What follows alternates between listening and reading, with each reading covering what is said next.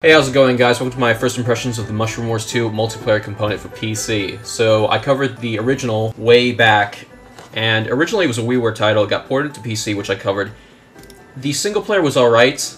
It had local multiplayer, which was cool, but the multiplayer was basically dead. No one was playing it. Seems like the opposite this time around. There's a lot more of a production value going on, and the multiplayer is actually a lot of fun. You might notice some reviews on Steam right now saying like, oh, it's just too simple, or oh, it's, you know, the campaign's not interesting. I understand that people want to play a game with a campaign and then have multiplayer as a side option, but I'm telling you right now, multiplayer, whether intended to or not, is the primary focus of the game. And it's even got local multiplayer, which is cool, through custom games. The campaign is essentially just a bunch of skirmishes. So we're going to talk about all this in a second. First, I want to go through the options menu. Music and effects, sliders, always nice to have. Quality of graphics, you know, presets. You can run this thing basically on a toaster, so that's cool. Full screen on or off. Would like a borderless windowed mode, but doesn't have that, unfortunately. Screen resolution.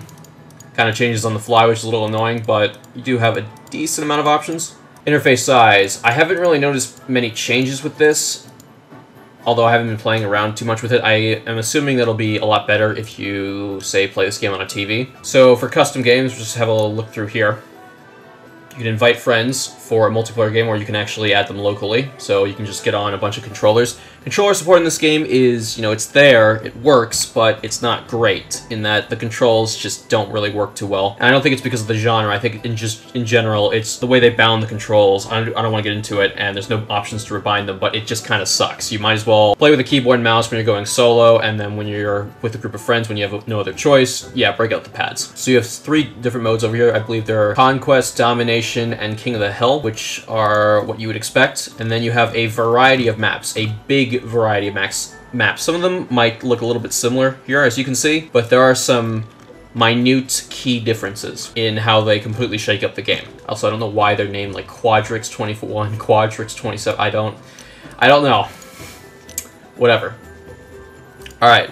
So we're going to get into a multiplayer game. This game also has a profile and replay system, so there's a bit of competition going on with the multiplayer, which is really cool. So you have, you know, you're up to 4 players for your multiplayer, which includes 2v2, and that's sort of your standard casual mode. You know, sometimes you'll like search for as many players as possible, and sometimes you get 3, sometimes you get 4, sometimes you just get 1. But for this mode, the 1v1, that's pretty much your ladder, your ranking mode. So right here, I'm in the Iron League. I believe the one previous to this is Bronze. As far as I can tell, they haven't implemented Pro League yet. I'm not sure what this is. Maybe it's for the tournaments that are going on in the background. There's actually going to be some tournament. I think there's like one tonight if this video goes up that late. Yeah, there I am. Woo, score. Laddering is quite fun. It's what you expect. You win, you get points, you lose, and you lose points. You know, simple as that. So basically, you choose from a variety of heroes. Unfortunately, some of these don't seem to be too balanced. I mainly run into this guy a lot. Sometimes I run into this person, which is the one I play as all the time. And, you know, sometimes I'll get like this guy or this guy. Pretty much between 4 different characters, which is a bit of a shame. Maybe they're just discovering the meta, and everyone's trying to figure out, you know, what heroes works best. But this is one of the improvements on Mushroom Wars 1. You have a variety of abilities here, so we'll get more into these later in the game. But for now, you know, these do a variety of different things depending on the energy level you have. Alright, so I'm probably going to get my ass handed to me because we're playing in Iron League and I'm doing commentary, so you're going to have to excuse that. We might do a quick skirmish too to just really showcase all the mechanics. The main thing to take away from this game and how it works, how it really plays, is that there's a lot of mind games going on. There's a lot of split-second reaction timing. So you start the game and you have a variety of buildings to utilize. So on this map, we both start out with these mushroom hovels, I guess you can call them. I have 100 currently in this one. So what you're going to do is you're going to use the scroll wheel to select how many you want to send out to the next hovel. And then you conquer it like that. And then you can right-click, you know, again, from that hovel and, you know, send more, reinforce it. And you can also upgrade them. So if you hit space right here, pretty cool.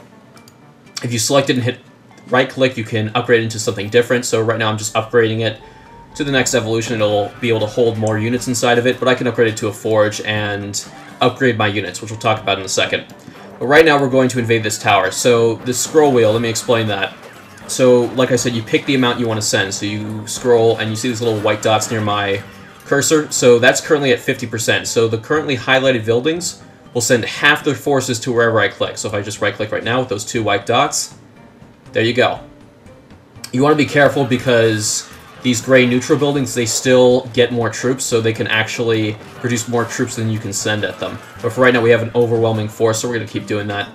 So there's a set path for the troops. You can't really control them. You just send them, and they just kind of have their own way, which can be kind of a problem for some. I know a lot of people like to have control, but it's kind of the cool mechanic because you're not quite sure where they're going to go specifically, like what path they're going to take. Like, you know their destination, but you don't know how specifically they're going to get there. We're actually going to attack this guy. So as you do damage, as you invade, you can get these points, like I was mentioning earlier, and these fuel your abilities, and these are hotkeyed too, so that's really nice. We actually got to hurry it up here because I'm actually possibly going to lose this game. He's getting a lot of ground. Here are our total troop numbers. I like how they display that at all times because it gives you this feeling of, okay, I know exactly what the enemy has, but, you know, based on his movements, I don't know where all of his guys are going. As you can see right now, he's put quite a few here, here, here, and there are some in here still.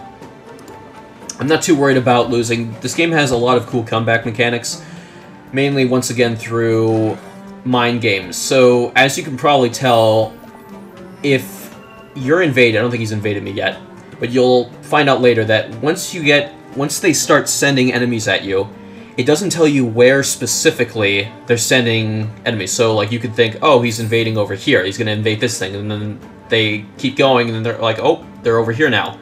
And they're going to invade my guy. And what I might do in that situation is, like, okay, I might send all my units to here to defend this place, not realizing that he's going over here. So you might think, oh, that's kind of cheap because you might send all the guys to the wrong area and you lose the game immediately. And yeah, that can be a bit frustrating, but it's also a very interesting mechanic. There's also a hero that can actually predict, when you use his ability, where, I should say, the enemy's approaching. So it gives you a little notification. It doesn't have in the single player, by default, but not in the multiplayer. This is another mechanic right over here, the star system. So that guy was able to completely defend against my attack, and he gained these stars. Basically, the more stars you get is essentially you're defending longer, and you're getting points for defending. And as you increase in stars, you just get better at defending. So if I were to attack him with everything I've got, even if he had half the forces in this tower that I have right here, I would still lose because he has insane defense going on, not to mention his abilities. So I might be actually kind of screwed here. He also has an ability right here called Sabotage. He can actually have his units spread out and attack all my buildings at once. That's why this character, this guy over here, Rudo, that's the character name, is picked so much in multiplayer because you can just do that and really screw with people. I'm probably going to lose this, so I'm going to kind of hurry this up here. We're going to send half my guys over here and hope that he thinks I'm sending any here. No, he's got a steady hand. See how they split right there? It makes it look like, oh, they're approaching over here, but they're not. Yeah, this is not good. So he has one of these forges, which gives him a buff. Now, he's upgraded one of his forges, or changed one of his forges, I should say, into a traditional mushroom home. And we're probably actually going to do that right now. I haven't been upgrading my buildings because I've just been talking all the time. These forges allow you to basically upgrade your troops by 1 level. The more forges you have, the more levels you get. So right now, you notice right there, my guys have these nice little Y-pointed sticks. So I got 1 upgrade. So now we're at the same level of power, minus, you know, his defense and his numbers. You can also upgrade these towers to have more range and do more damage. We're probably going to upgrade this one into a hollow, because I'm going to kind of die here if I don't do anything. He's really being passive right now, which is not a great idea, because I can actually catch up. You're like, oh, well, he has more buildings than you. No, he has 2 towers and a forge. I have 1, 2, 3, 4, 5, 1, 2, 3, 4, 5, 6, 7. I can actually change this one and be very close to him. And while we're waiting, he's losing stars, so he's actually just trying to play it safe, and that is not a good idea. What he should do is try to crush me right now. Now, he could try sabotaging me again, but somehow I doubt it, and it's also on cooldown. Once again, you get points by just invading, so, you know, casualties, you know, on their side or your side, just fighting in general. Okay. Let's put up this tornado. Alright, looks like he's invading here, so I'm going to send a little bit. Not too much, though, because he could attack another base, and I really do not want that to happen. So he's moved troops from these posts over here and pretty much put them all in here. So some of these other places are weak. The question is, how many? Like, he's kind of been waiting this whole time, and, you know, these things can grow pretty big. Like, you know, you're constantly spawning units, so you're thinking, okay, he probably has a lot behind here, so you have to wait for all his troops to move out for him to attack. And then once you successfully defend, well, that's when you make your move. But the problem is, of course, he's being very passive right now. This is one of the rare games of Mushroom Wars where it's kind of coming to a standstill, which is unfortunate. I feel like there should be a mechanic to incentivize playing a bit quicker, like, okay, you're slowly starting to lose units or something. So what we could do is we could freeze his forge. Now, the forge does not generate units, so whatever he put in there are still there. It's not like he's, you know, gained units slowly over time unless he reinforces them deliberately. So what we could do is we could freeze this, and he'll go down in 1 troop level. I will have troop advantage, and then I can attack him. But what I could do, because he's also close with his other things, so he can just reinforce immediately, he'll get those stars, and then he'll just beat me in defense. He has 80 plus troops on me. What we could do is send a small force over here, and he thinks like, oh god, he's going for my forge, my weakest spot. So then what we can do is we can wait for whatever one of these sends reinforcements, and then we can invade that one too. So this is how the mind games work. So what we're going to do is we're going to send guys over here, just to give, you know, 50 guys, or 80, I forgot which one, and just get a brief reading on how much he has. Oh, forgot to freeze. Alright, now we're going to send over here, we're going to tornado. Ooh, he saw that coming, that's awesome. So he's reinforcing that, and I actually could have taken that forge. Can I still take it? Yeah, I can. I can freeze. I'm going to actually... This is actually a really bad idea, but I kind of want to hurry this game up. Yeah, he's definitely going to beat me, because he has his forge... Well, I froze it, but he has overwhelming numbers, and he sabotages me. And now he has 2 forges. I came close, though. Yeah, I'm going to lose now. GG.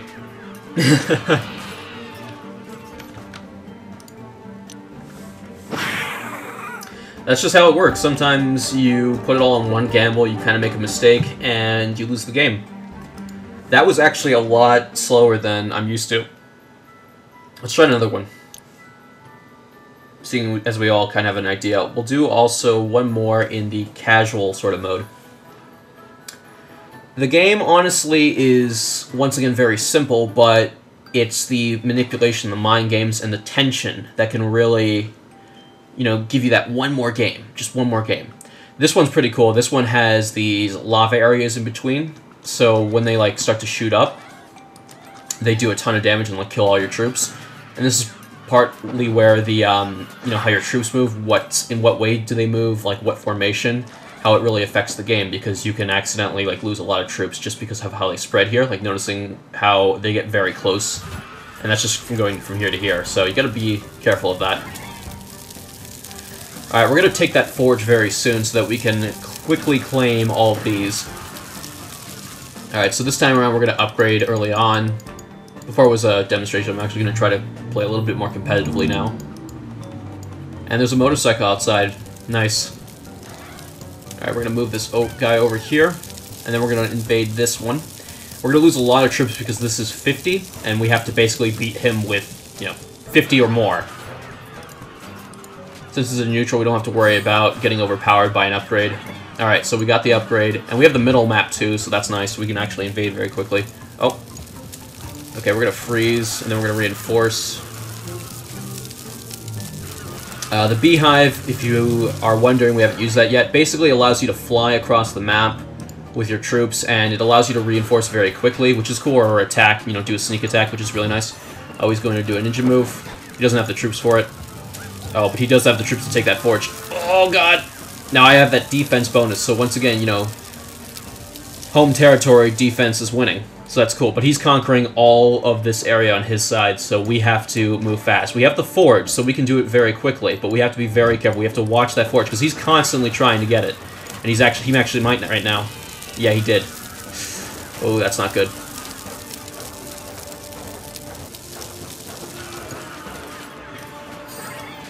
And he also just armored up his building. That's one of the abilities he has. Let's see Oh, he has a lot more troops than I do now. It's because he's been conquering a lot quicker. Can we steal it? Can we steal it? No. Looks like it's going to be Chi-Chi.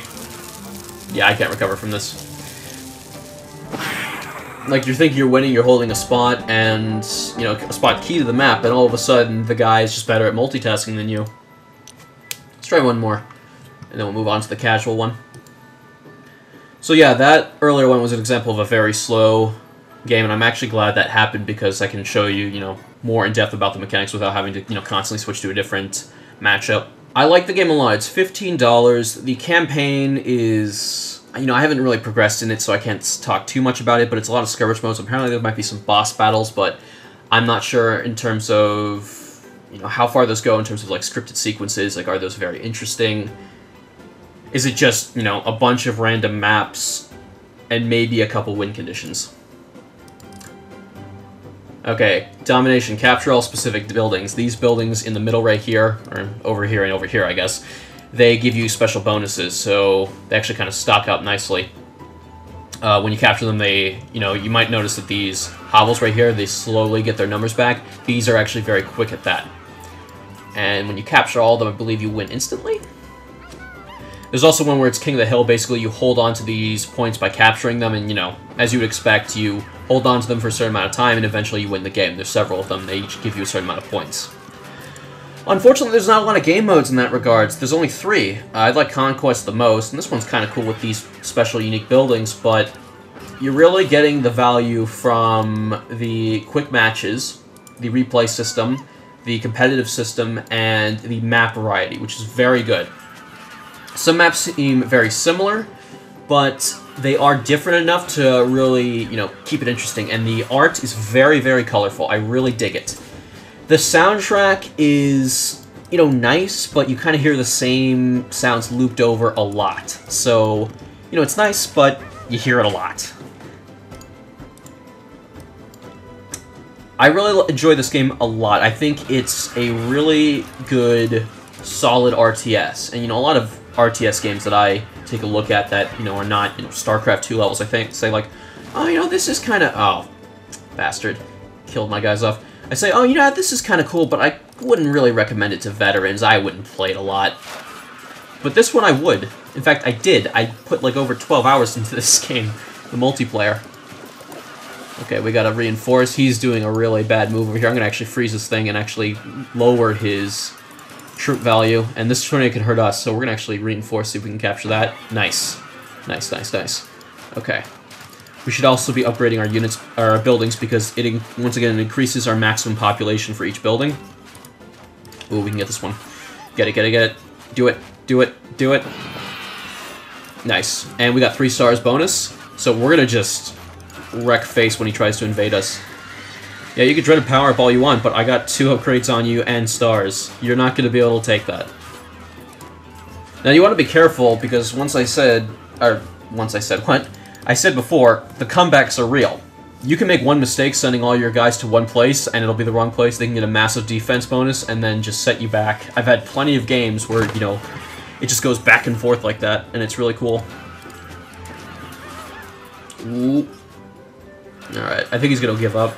Yep, we win. So when we win, we can watch the replay, we can get, you know, some ladder points, you can get a little trophy right here, it's cute. Duration, mode, shows all of that, and the map name, which is nice. Just in case you want to play that again.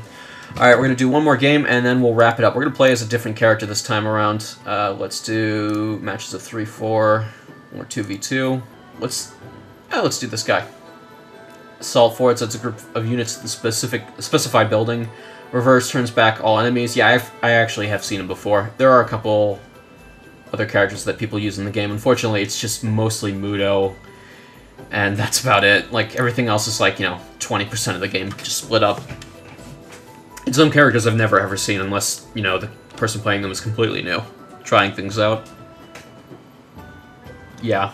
If you had a Trini in here, this is pretty much the standard matchup for all competitive games. Alright. 4 players, I believe, right? Alright, so let's go. So we're going to send a 25% amount. That's not even a word. We're going to send 25% there, 50% over here, a little bit more here. We're not going to take that forge just yet, even though we probably should have, because in this early in the game, it's really hard to defend that. But now we're going to take it, because he did that. He cleared it up for us.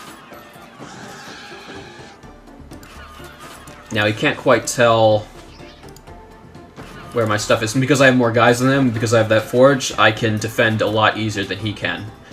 Invisibility. Make player units invisible within a certain area for a certain amount of time. Okay. We gotta be very careful here. So we're gonna take this 21. It's a bit of a risk. Also, when you're upgrading, it's a good sign to... You know, it's a sign of weakness because you're spending units to upgrade. That's what these numbers are. I should have probably explained that earlier, but I'm kind of stupid. Alright, we're gonna reverse him and reinforce from over here. I think this just adds units in general, just like a selection of units. Units count, yeah, 75. That's pretty cool. Alright. So the lines have been drawn. Orange is knocked out, so it's 1v1v1. Blue is going to take a lot of territory. Red's probably going to die next, so we actually got to do something about that.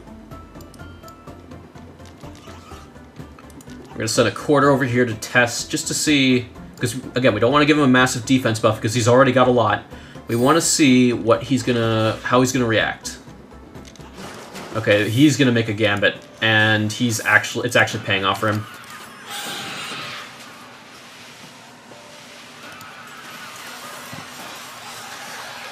Don't do that. He's gonna win. He's gonna take over your stuff while you're invading. Oh, jeez. Yeah. This is...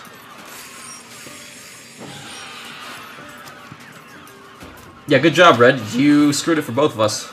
I'm gonna try to paradrop. I couldn't even paradrop. What? Maybe it's just one of my own buildings. I don't know. Let's do one more. Let's do Rudo this time. It's a good value, I'd say. Gosh, it's such an improvement over the original, because the original, like, you know, again, it was focused on the campaign. One of the biggest problems I had, which was a, you know, feature of the multiplayer here, was you couldn't predict where the enemy AI was sending, where the enemy AI was sending their enemies. So you could reinforce buildings out of panic and then realize, like, oh crap, that's not where they were going. But the problem is the AI kind of knew where everything was and how to do things, so it was unfair for the AI to have that advantage. So they added that notification system, but not in the multiplayer, to really make it interesting. We're actually going for the forge right away here. Just get off my island. No, God. I actually should have used defensive walls, that's my bad.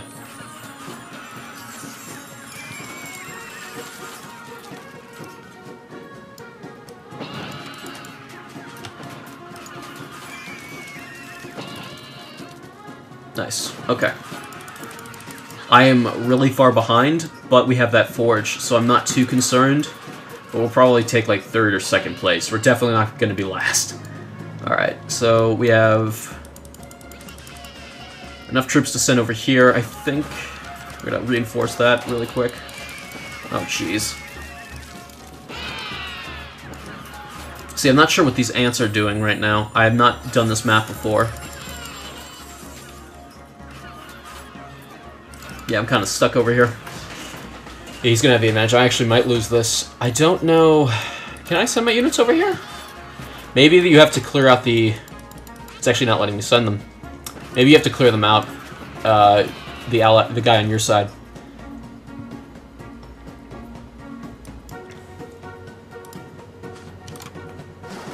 Oh, jeez. Guess I spoke too soon.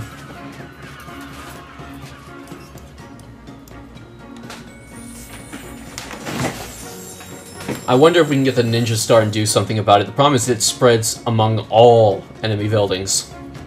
Oh god. That might just work. Hang on. See if we can do this. Okay. No, we can't work with that. Alright, just mass invade. All out. Do it. Come on. It's addictive, man. It's a really fun game. I suck at it, but, you know, what are you gonna do? Anyway, guys, that's pretty much it for me and Mushroom Wars 2. Do give it a look. Got review code from the developer, which is pretty cool. Always appreciate it when they do that. Have a good one, guys. I'll see you next time. I'm out.